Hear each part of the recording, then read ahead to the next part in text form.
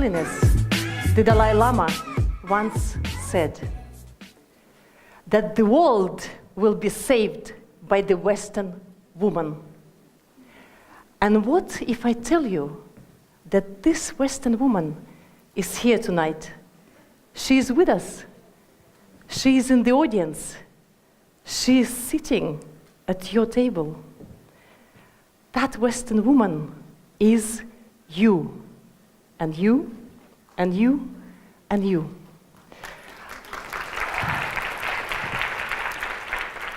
But let me check something with you before we continue. Who of you has planned carefully what to wear tonight? What top or dress, shoes, handbag, even jewelry to put on yourself before you arrived here? Please raise your hand.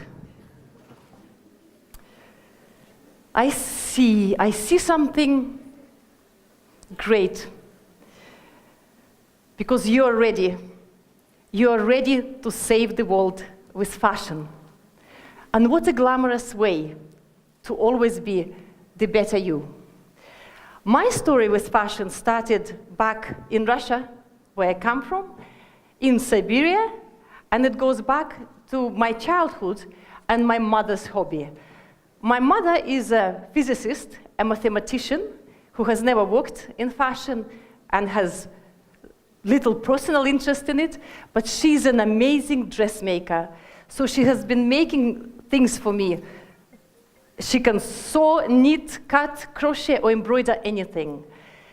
So as a teenager in the 80s, I looked like today's poster Gucci girl, with the wardrobe made entirely by my mom, at the times of extreme shortages and empty shops.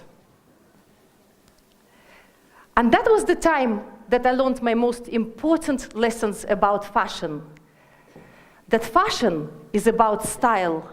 Fashion is about individuality. Fashion is about self-expression. Fashion is about emotional connections. Fashion is about creativity, fun, and enjoyment.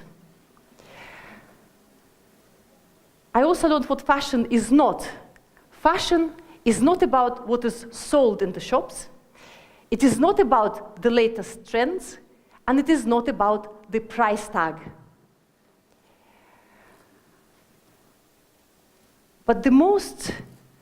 Another important lesson that I learned came much later, and it changed my relationship with fashion. In fact, it changed my life. And what I learned was that fashion and textile industry is a number 2 polluter, is a number 2 threat to our world, second only to oil industry. And this is unthinkable. If we solve the issues with oil, and we're working on that, that means that fashion and textile will destroy the planet. And this what sent me on a mission to save the world with fashion and brought me here.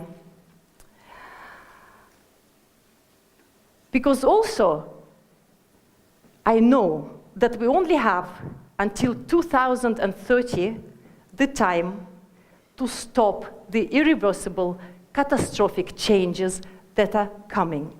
United Nations calculated and published this document telling us that if we continue without the change, we continue business as usual, fashion as usual, dressing as usual, we are to expect something, as I said, irreversible, connected to climate change, the lack of resources, including water, which will bring enormous human suffering, new wave of migration, and climate refugees.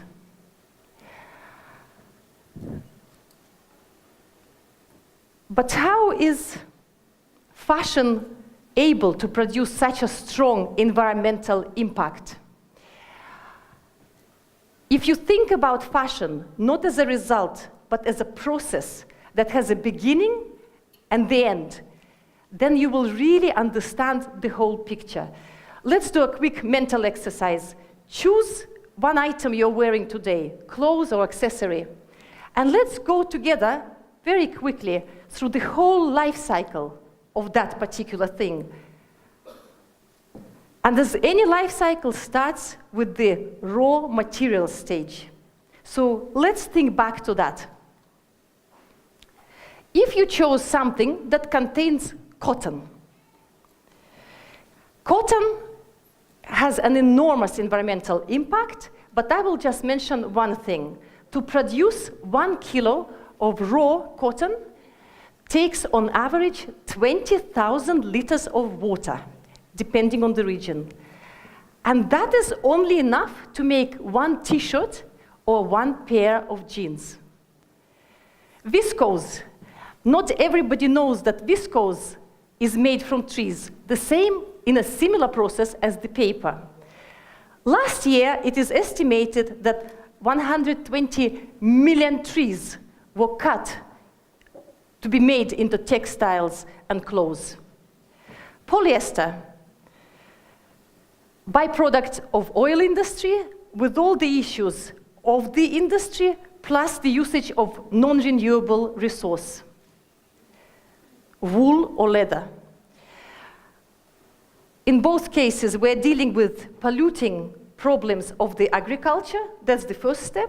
And then, when we start processing these materials, we're using extremely toxic chemicals and very heavy processes on energy, emitting a lot of CO2.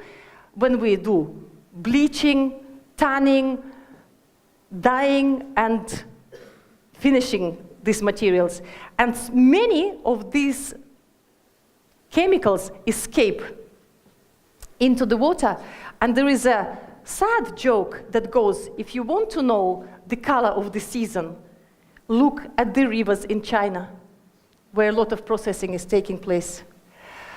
If you have chosen something which is metal or stones, precious or not, again, think about it. It is a non-renewable resource, and it is also polluting at the stage of mining, extraction, and processing. And who knows what this is? This is a manufacturing stage. This is a collapse of a clothes-making factory, Rana Plaza, in Bangladesh 5 years ago, killing over 1,000 people, mostly women, garment workers. Why did this happen? Because we want more clothes, faster, and at all cost. So at the manufacturing stage, we are also dealing with ethical issues, working conditions, fair play, salaries, and even child labor. If we continue on that diagram of a life cycle, so after manufacturing, what do? We have packaging, we package our things using a lot of wasteful using packaging and plastic and creating a lot of waste from it. We have transportation, shipping. We know that 80% of goods arrive to Europe by sea. And even when we buy the garments, we don't stop the damage. Because we are using energy to wash, to tumble dry, chemicals, dry cleaning. And you might be surprised, we are also contributing to plastic pollution of the oceans with every wash we make when we put polyester-based garments into the wash. They have now discovered that polyester sheds microfiber, usually and mostly invisible tiny little hairs that escape the washing machine filters. There is no washing machine filters that would stop it. That goes through the big plants that are supposed, the treatment plants that are supposed to take stuff out, directly into the water. That happens because we didn't know this problem exists, and because we did not have the technology. You can see the numbers. One fleece jacket will always release this amount per wash. Now, the issue is, of course, we can't see it we can't see this plastic. It's not plastic to pick out by hand.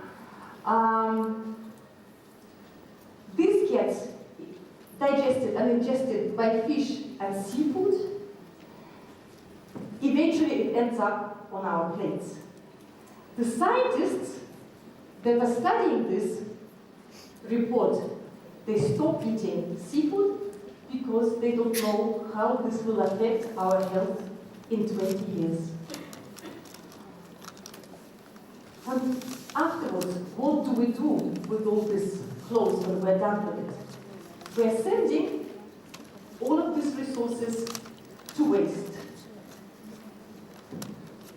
And today, our consumption is much higher than ever before. And it is, the more we consume, the more waste we create. And the consumption of clothes is only going to go up. Because we have a growing population, which lives longer, we have a growing middle class with a growing disposable income, so we always have a growing demand. Good that they moved on, because I think it's enough of sadness. Is there any joy left in fashion? And there is good news, and the good news is that the fashion industry, number one, the good news is that it is possible to reverse the situation. And the good news is that fashion industry is working on it. And every day for my consulting work, I receive a stream of emails about the latest and the greatest sustainable fashion solutions from the industry. And I can talk to you about alternative fibers, about new types of recycling, non-toxic dyes. But my heart goes to consumers, to people like you, who on the one hand need to know the difficult truth about the industry, but on the other hand need help and solutions on how to go about it, not to become the fashion victim and save the world from the same fate. And I have prepared a couple of tips for you, just to get an idea. And if they resonate with you, great. I have a full sustainable style guide available. But for now, take one of these and start applying it and see how it changes you, your style, your life. When you go shopping, when you buy clothes, think about it as if you're buying a piece of art. Take your time. Don't buy on impulse. This way, you will buy less, you will buy better, you will buy to last. Ask yourself a question. Will this thing, as if you would ask if you were buying a sculpture or a painting, do I have space, room in this thing, for this thing in my life? Is this thing going to complement and go well with other things that I have? And will it give me a lasting pleasure? Support local designers. They create unique things. They use artisan techniques, traditional handcraft, small ateliers, and they will personally thank you for buying from them. What a great exchange of energy. You will want to come back.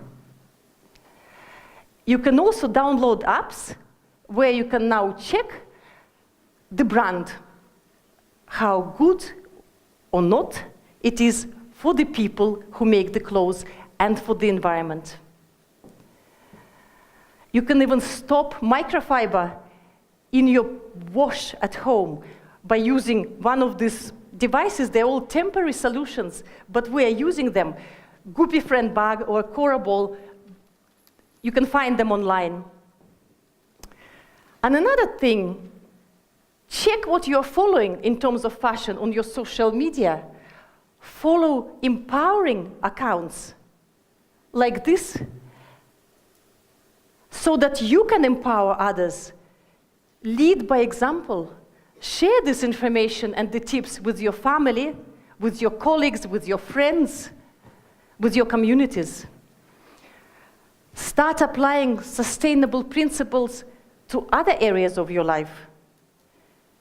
Reduce waste, use less plastic, recycle. And remember, people, always take care about the well-being of the ones next to you. And of course, don't forget to be kind to yourself. Mahatma Gandhi, another spiritual leader, said, "There is no beauty in the finest cloth if it makes hunger and unhappiness." And if you agree with this, please show. Let's hold our hands. Because together, translation, can we hold the hands together, because I can't give you myself one big hug. So this is our group hug. Because together we have the power to save the world with fashion. Thank you.